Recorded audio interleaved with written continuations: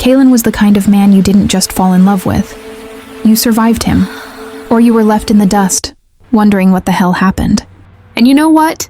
The worst part? I strolled right toward him, fully aware of the dark storm he was. Fae. My sister Mara, bless her overprotective heart, says I've got a knack for trusting the absolute worst people.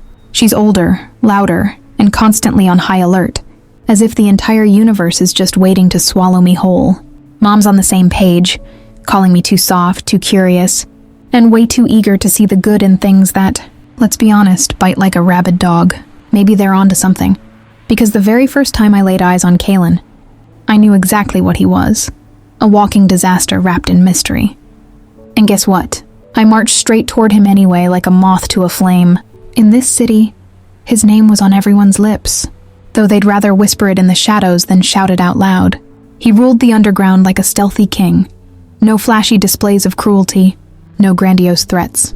Just pure, unadulterated control, precision, fear, earned the hard way, like a badge of honor. My friends warned me, and damn, they really did. Faye, don't even look at him like that. People who get close to Kaelen, they don't come out the same. He's dangerous, girl. But you know what? Danger never looked at me the way he did. It was as if he was terrified of himself, and that made him all the more captivating. Kaelen. She was a spark in the darkness, an unwelcome flicker in my world of shadows. I noticed it immediately, the careless way she laughed, too bright for the gloom that surrounded me, and the way she clung to her friends, vulnerable and exposed. People like her were prey in a jungle ruled by predators like me, so I maintained my distance. I avoided the cafe where she served smiles with her coffee. I took longer routes, weaving through alleyways like a ghost, and communicated through faceless intermediaries, shunning any trace of my presence. Yet like a moth drawn to a flame, she found her way back into my orbit. Every time. You shouldn't be near me. I warned her the night she dared to breach my defenses, my voice a low growl laced with an edge of menace. People get hurt when they stand too close. She didn't flinch. Instead, she smiled, a challenge glinting in her eyes. That sounds like a choice, she replied, her voice dripping with defiance. Not a curse. In that moment, I understood I was no longer the predator. She had already ventured too far into my territory. Faye, you won't believe this, but I totally kept him a secret from my family at first. Not a peep to Mom, who's already been through hell and back. And definitely not to Mara, who would have been ready to throw down at the drop of a hat. My friends?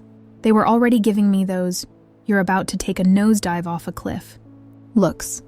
But damn, Kaelen kept popping up out of nowhere, never laying a finger on me, never crossing that invisible line, just lurking like he was counting down the seconds until he lost his damn mind. And honestly, I was into it. I loved that he was trying to shove me away, like some sort of twisted push-and-pull game. Because let's be real, if he didn't care, he wouldn't bother. I fell for him first, slowly, subtly, like a whisper in the dark, rather than a grand, dramatic declaration. It was all those moments caught between his self-control and my burning curiosity.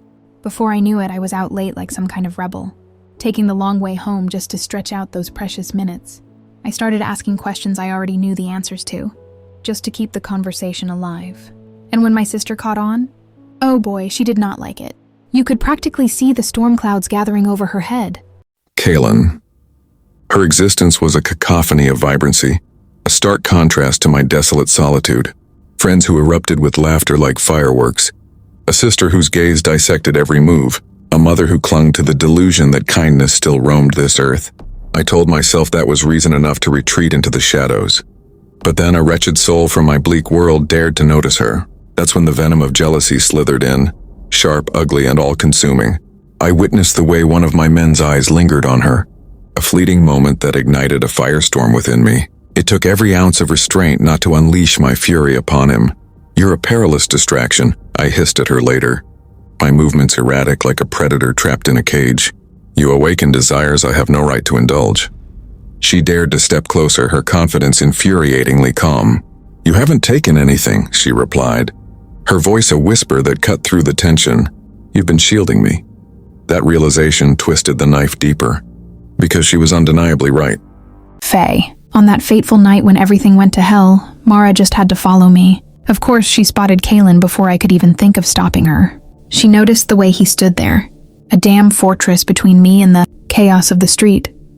Definitely not the threat everyone whispered about.